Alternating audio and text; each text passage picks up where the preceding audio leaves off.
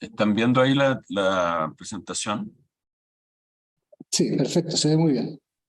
Ya, entonces, un segundo, la voy a poner en modo de presentación. Ahí está. Ya, abrí la cortina. Buenas tardes. El tema del que voy a hablar ahora es de la tributación de multinacionales y el principio de legalidad que conocemos, constitucional de legalidad. ¿Cómo está funcionando en el siglo XXI? Esto a partir de algunas novedades que han ocurrido desde el año pasado, bueno, desde hace algunos años, pero el producto de las cuales lo vimos el año pasado con ocasión de actividad de la Organización Económica de Cooperación y Desarrollo, la OSD. Entonces, lo primero que quiero comentar en esto es qué es lo que está pasando en el mundo cuando vemos lo que hoy día conocemos como el modelo de desarrollo de economía global versus el principio tradicional de soberanía nacional, donde los países tienen su potestad de emitir legislación, cobrar impuestos, etcétera, dentro de su territorio nacional. Entonces, el Estado es soberano en sus fronteras. Ese es el principio básico con el que hemos operado hasta hoy día. Y tradicionalmente, el grueso de la actividad económica que afecta a un país, el grueso de los bienes, los servicios que consume una persona en el país y por lo tanto el grueso de las bases imponibles, digamos, las actividades económicas o los hechos económicos que dan lugar a que un país pueda o quiera cobrar impuestos a algunos sujetos, ha estado tradicionalmente bien definido. Está claro quiénes son las personas a las que le puedo cobrar impuestos, a propósito de qué cosas que hacen, puedo dimensionar la base respecto de la cual quiero aplicar esos tributos. ¿Qué está pasando, sin embargo, hoy día con una parte importante de lo que es la creación de valor en el mundo, de hechos económicos respecto de los cuales uno podría querer aplicar impuestos? Las preguntas que hay que resolver respecto de la economía actual comparada con la anterior tienen que ver con cuestiones bastante sencillas. Tradicionalmente uno decía, ¿dónde se hacen los negocios? Y los negocios ocurren normalmente en el país. Ya se construía una fábrica, se importaba o se importa una máquina, un automóvil, un anillo de compromiso, lo que sea. ¿Cuál es la base imponible? Bueno, el precio de lo que se compró, la diferencia entre el costo y lo que se vendió, la remuneración que obtiene la persona. ¿Quién es el contribuyente? El sujeto que está en el país, normalmente, si es que es el que compra y vende, el sujeto que está fuera, pero obligando a que retenga el que está en Chile, si es que uno hace un pago al exterior. Esas son como las bases tradicionales con las que hemos aplicado impuestos en la economía habitual, pero cuando nos pasamos a la economía actual y el caso de las multinacionales, y aquí obviamente hay que pensar en las nuevas multinacionales, porque siempre estuvieron las grandes mineras, pudieron estar las grandes compañías de mercantes, de marina mercante, las líneas aéreas, las telecomunicaciones, pero de repente el siglo XXI nos llenó de otro tipo de negocios. Y entonces hoy día tenemos a Google, tenemos a las plataformas para ver películas, Netflix, podemos escuchar música con Spotify, podemos tomar un taxi en cualquier parte o el equivalente a un taxi, digamos, con Uber, etcétera, etcétera, etcétera. Bueno, y todas esas cosas las hacemos personas comunes y corrientes, nosotros consumidores, por ejemplo, con empresas de las que no tenemos idea realmente dónde están, ni nos importa. O sea, Spotify podemos saber que está constituida en Suecia. Uber podemos tener o no conciencia de que estamos contratando con una empresa dentro de Uber que está en Holanda. Entonces, lo que hoy día hay es que este tipo de compañías no tienen una ubicación geográfica muy definida porque tienen oficinas y o personas con funciones repartidas por todo el mundo. O sea, yo yo puedo estar entendiéndome para comprar un pasaje con una persona que me está contestando desde un call center en Costa Rica para una compañía aérea norteamericana. ¿Con quién estoy haciendo el negocio? Múltiples personas jurídicas. No tengo idea con cuál de las empresas Uber yo contrato cuando estoy haciendo tomando un auto para ir desde acá, de mi oficina, al centro de Santiago. No tengo idea con cuál de las decenas de compañías Google puedo estar obteniendo un servicio cuando me anoto y simplemente abro el computador y busco alguna cosa de la que quiero encontrar en Internet y que como consecuencia de eso me pueden cobrar o no por algún servicio o por YouTube o por lo que sea. Entonces, estas compañías tienen la otra característica de que obviamente tienen clientes por todo el mundo. ¿Ya? Y del mismo modo que yo puedo estar suscrito a YouTube acá, hay una persona en la India que lo está, y alguna persona en Pakistán o alguna persona en Australia.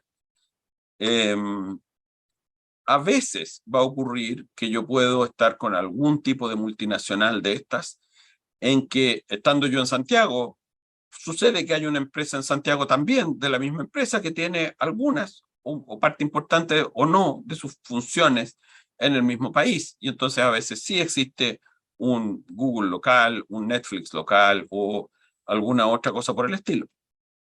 Pero puede que no.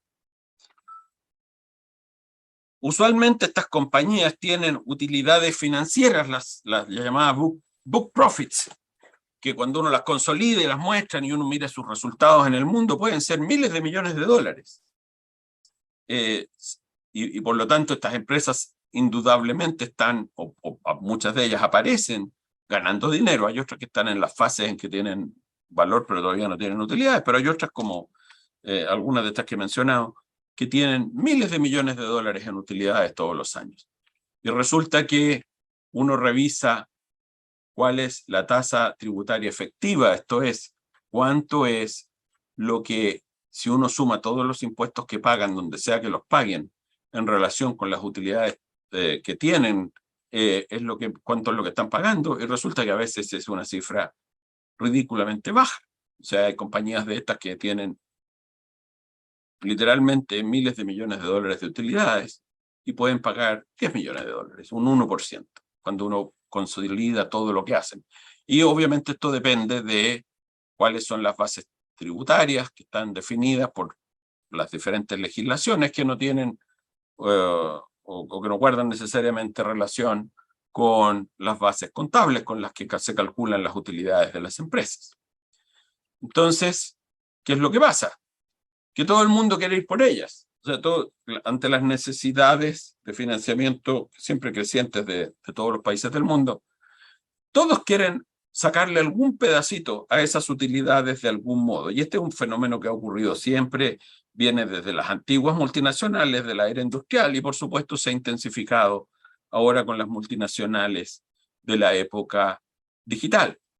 ¿Y cómo ha ocurrido esto? Bueno, los métodos tradicionales los conocemos, entonces primero aparecían, o no sé si en ese orden, pero desde ya hace décadas aparecieron las reglas, las llamadas CFCs, o sea, el que se obligara en el país donde está constituida una empresa que reconociera y trajera o considerara como si se hubieran traído al país las utilidades que se han ganado fuera del país y que por diversas razones no se consideraron en sus bases. Y la típica discusión ahí tiene que ver con las rentas pasivas que se obtenían afuera. Entonces una empresa puede ganar mucho dinero, digamos una empresa alemana, gana muchísimo dinero haciendo lo que sea que hace, vendiendo, no sé, turbinas para compañías eléctricas, pero por la manera en cómo factura a través de distintas compañías, la manera como provee las turbinas, de algún modo ese dinero lo ganan distintas empresas subsidiarias, filiales fuera de Alemania, y entonces, no obstante que la compañía en su conjunto gana mucho dinero,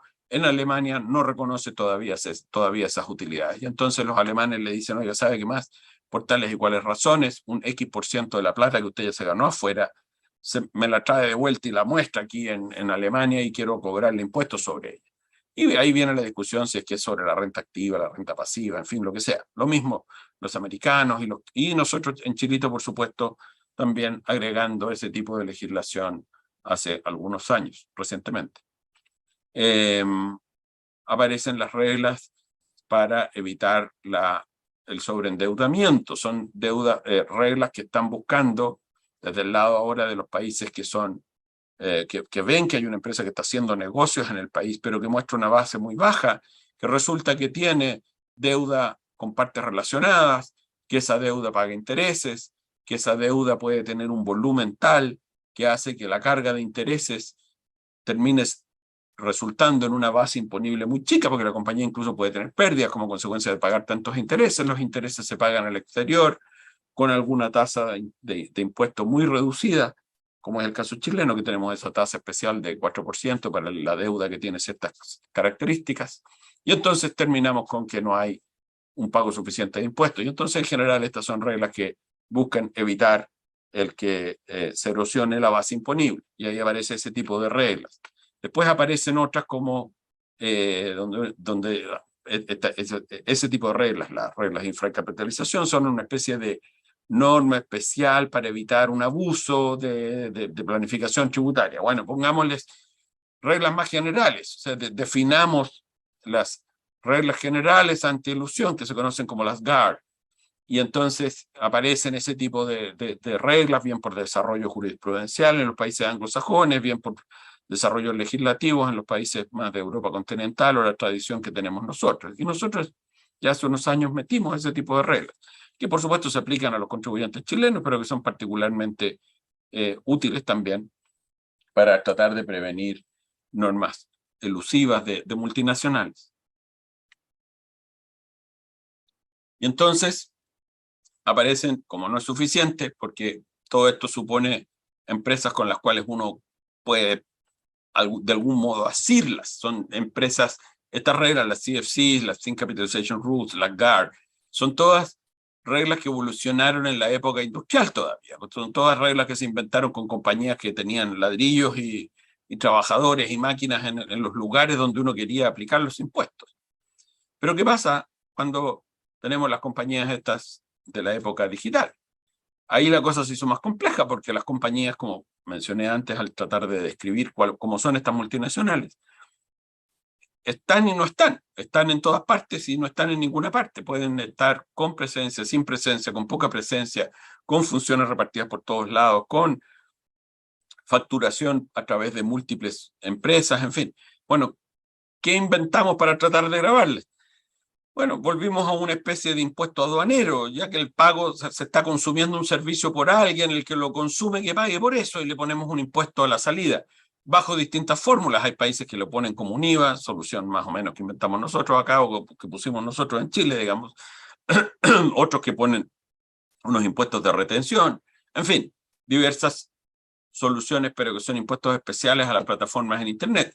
Naturalmente, cuando cada país inventa la regla CFC que se le ocurre, la regla de infracapitalización que se le ocurre, la norma general anti-ilusión que se le ocurre, impuestos especiales que le da la gana, el resultado de eso es que las compañías multinacionales, que son la nueva economía, así como las antiguas de la época industrial, de repente se encuentran en una pesadilla normativa donde es prácticamente imposible comportarse de una manera decente como un contribuyente normal y dejar contento a todo el mundo, porque si cumplo con la regla de un país y sigo tal razón, digamos, para hacer eso, esa lógica es incompatible o es contradictoria con la de otro país que quiere una tributación sobre una lógica totalmente distinta, y como los países no se ponen de acuerdo en este tipo de legislación, no es que no hay un tratamiento armónico coherente, entonces el resultado es bastante caótico. Y por supuesto eso afecta el desarrollo de los negocios, aumentan los litigios, en fin. Resultado de eso, con todas estas evoluciones legislativas tradicionales, esto es donde ocurre una soberanía tributaria país por país, el resultado es una especie de caos normativo, una ineficiencia para tratar de cobrar, y nada se hace suficiente, porque sigue siendo cierto que para muchas de estas compañías la producción de utilidades sigue siendo muy alta, la carga tributaria total sigue siendo relativamente baja, hay poca información, hay poca transparencia, en fin. Entonces, como de costumbre, se metieron los buenos amigos de la OECD y dijeron, bueno, ya está bien, vamos por ellas, pero con algo de orden. Y entonces se les ocurrió, esto es octubre del año pasado, después de un trabajo de varios años, cuando ya el anterior esfuerzo que habían hecho, que era el proyecto PEPS, para evitar la erosión de la base imponible, país por país, donde sugirieron una serie de medidas en que todo el mundo se tenía que transparentar más información y se adoptaban ciertas, o se sugerían ciertos cambios legislativos para que cada país más o menos pudiera cobrar lo que le correspondía respecto de la actividad de estas compañías multinacionales. De repente, como eso tampoco funcionó o no funcionó con la eficacia que se esperaba, entonces salieron con la nueva idea. Y la nueva idea con la que vinieron tiene que ver con hacer tributar a las multinacionales sobre la base de lo que ellos llaman dos pilares. El pilar 1 consiste en la idea de que hagamos que se reparta entre todos los países que participan en el acuerdo, que son muchos países, el derecho de gravar el 25% de las utilidades de las multinacionales. Esto es, supongamos Google, una compañía que está incorporada en Estados Unidos. Estados Unidos dice ya, yo le voy a grabar lo que sea de acuerdo a mis reglas, pero el 25% de las utilidades de esta compañía no los voy a grabar yo en Estados Unidos, sino que lo vamos a repartir por todo el mundo. No voy a renunciar a parte de mi derecho a cobrarle a esta para repartir por todas partes, con unas reglas bien peculiares. Para nada claras, desde luego, y es parte del problema que quiero presentar hoy día.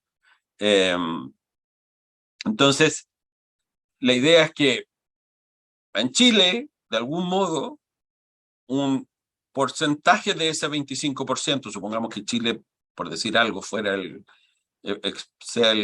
con alguna lógica, inventemos una, la lógica de que el 1% de las ventas de Google ocurren en Chile, que lo dudo, pero no importa, o tienen clientes chilenos que se representan el 1% de sus ingresos mundiales.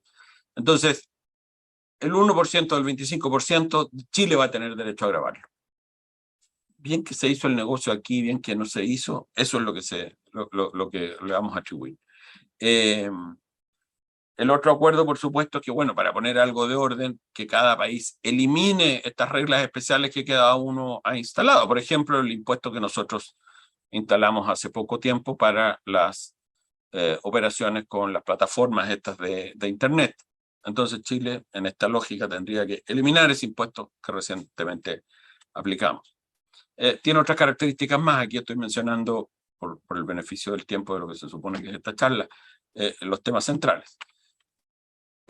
El pilar 2 es uno que va no a la base, sino que a la tasa y a la tributación efectiva, y dice, bueno, ¿sabe qué?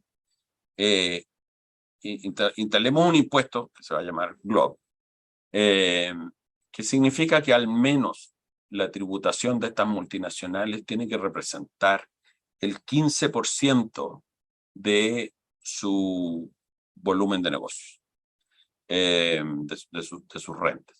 Y esta es una discusión de base, entonces, porque aquí estamos hablando de que hay que acercar la base tributable, o independientemente de las definiciones locales de las bases tributables, la suma de los impuestos tiene que resultar en al menos un 15% de una base tributable nueva, que serían las book profits, o sea, de lo que serían las utilidades financieras.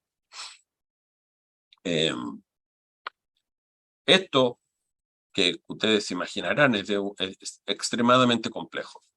Requiere que haya alguna armonización normativa. Entonces, el 2022 se definió, recuerden, esto fue octubre del año pasado. Para principios de este año y mediados de este año ya tenían que estar disponibles los modelos legislativos, y para variar esta cosa que esta sigla que se ha establecido, el MLI, o sea, el Multilateral perdón, el convenio multilateral, el instrumento multilateral legal, digamos, que van a usar un convenio para ponerse de acuerdo, que va a armonizar la manera en cómo los ciento y tantos países que están participando de esta iniciativa van a comportarse. Va a estar todo, ambos modelos disponibles para que los estados los tomen y los empiecen a adoptar. y que el 2023 esté todo funcionando. En lo que toca a Chile, desde luego, estamos en noviembre del 2022, estamos discutiendo una reforma tributaria donde esto ni siquiera existe. Y en lo que toca a lo que era la otra parte del título de mi charla, por lo menos, en Chile, ¿en qué estamos? En Chile tenemos hoy día una constitución vigente que incluye un principio que llamamos de legalidad. Esto es que una serie de elementos de la definición de cualquier tributo tienen que estar en la ley, tienen que estar definidos en la ley, tienen que haber sido aprobados por medio de una ley. Por supuesto, los tratados son una forma de legislación, pero los tratados estos que proponen los MLI que propone la OECD no generan impuestos. Esto hay que adoptarlo con legislación doméstica, local. Y bueno, resulta que aquí empiezan uno a cuestionarse ciertas cosas. O sea, voy a grabar a una empresa, supongamos de nuevo mi ejemplo, Google Estados Unidos, que a lo mejor no hace ninguna operación en Chile, porque capaz que las empresas que hacen formalmente operaciones con Chile sean filiales de Google Matriz. Por un hecho grabado que consiste en la utilidad de esa compañía que está fuera de Chile, calculada sobre unas bases imponibles que no son las chilenas, sino que un X% de un ingreso determinado de algún modo fuera de Chile, con una base imponible que, de nuevo, ahí estará. El hecho grabado es tener utilidades financieras y la base imponible son esas utilidades financieras multiplicada por 25%, comparado con además una tasa aplicando la tasa del 15%, en fin. Aparece entonces, uno dice, frente a este nuevo tipo de propuestas, algunas limitaciones en nuestra capacidad soberana de aplicar estas reglas. ¿Es posible hacerlo? Esa es la pregunta que uno debiera tratar de responder. Obviamente esto existe, el mismo tipo de discusiones existen en todas partes y la OECD ha tratado más o menos de resolver esas cosas. Yo no estoy muy seguro, sin embargo, si los instrumentos que proponen, las fórmulas que están armando son el tipo de cosas que de verdad pasan el test de legalidad de nuestra constitución vigente. Y entonces, obviamente, la pregunta es si cambiamos la constitución a propósito del interminable proceso que hemos vivido los últimos años. Y entonces, esta sería una razón para tener un cambio en la Constitución. ¿Deberíamos acaso flexibilizar el principio de legalidad de manera que este tipo de cosas ocurran para adaptarnos a lo que es esta economía mundial y por lo tanto hoy día de algún modo pasamos a tener un principio de soberanía legislativa tributaria donde la frontera ya no es tan clara, los hechos económicos a los que les estamos aplicando impuestos no necesariamente guardan relación con hechos económicos que ocurren en el país. No está tan claramente determinado sobre la base de esos hechos económicos cuánto es el impuesto que vamos a terminar, la base sobre la cual vamos a estar aplicando el tributo. Le vamos a lo mejor a aplicar impuestos a un sujeto que no ha hecho formalmente, el sujeto jurídico, ningún negocio con Chile. En fin, son desafíos que genera este tipo de discusiones para una discusión política, al final, que necesitamos resolver en nuestro país. Y si de esas discusiones vienen conflictos, disputas, diferencias, vamos a tener, en definitiva, un nuevo orden tributario global. Estamos entrando en un nuevo orden tributario global. La OECD se está convirtiendo en una especie de Ministerio de Hacienda supranacional, donde se definen políticas para empezar a determinar la renta mundial y empezar a repartir tributos de acuerdo a algunos principios que ahí se establecen. Estamos entregando un poquito de soberanía política, digamos, en la gestión inicial, en el desarrollo, en el diseño. Y luego cómo compatibilizamos eso con nuestro sistema jurídico de creación de normas y de aplicación de normas y cómo hacemos que esto se cumpla. ¿Le vamos a ir a cobrar impuestos a la Google matriz o se lo cobramos a la Google local? Y si no hay Google local, ¿a quién le cobramos? ¿Vamos a pedirle a Estados Unidos que le cobre el pedacito que corresponde y nos mande un cheque, así como quien le pide a una especie de caja centralizada, una tesorería general de la República, que sería una tesorería general del mundo, una TGM en vez de una TGR? Y cuando haya conflictos, ¿vamos a tener un TTA mundial? ¿O vamos a empezar a llenarnos de discusiones bilaterales a través de procedimientos de acuerdo mutuo, como se sugiere en algunos de estos tratados y MLIs? ¿Quién representa en esas discusiones? Esta es una discusión solamente de las autoridades tributarias involucradas, una discusión de cuánto pedazo te llevas tú, Estados Unidos, versus cuánto pedazo me llevo yo, Chile. ¿La multinacional tiene algo que decir en ese procedimiento? ¿Puede ser representada? ¿Hay alguien que la defienda? ¿Tiene algún derecho a ser defendida en esta discusión por alguien en alguna parte? Entonces, lo que quiero dejar hoy día en la invitación que me hicieron es dejar hecha una invitación a que en nuestras tradicionales discusiones de derecho tributario en Chile empecemos a mirar también un poco, a propósito de nuestro proceso político constituyente, los desafíos que genera el mundo de hoy día. El mundo del siglo XXI, la economía del siglo XXI, está rompiendo las categorías tradicionales, está obligándonos a repensar las categorías tradicionales con las que diseñábamos nuestro orden normativo, nuestro orden constitucional, incluyendo nuestro principio de legalidad. De repente se ven cuestionados cuando tenemos una nueva realidad que se está imponiendo, que ya se impuso en la manera como ocurre esta generación de nuevos bienes y servicios por empresas que operan de la manera que hemos conversado, con la mirada todavía local, soberana de estados nacionales. ¿Se viene o no se viene una especie de reordenamiento de poder a nivel mundial al cual nosotros tenemos que adaptarnos? Y cómo si generamos una nueva constitución, por ejemplo. Esa constitución incorpora estos elementos de flexibilidad sin sacrificar la necesaria protección de los derechos de las personas, en este caso de los contribuyentes. Yo creo que esta es una historia que, como en las series, tenemos que esperar la próxima temporada. Eso es. Muchas gracias.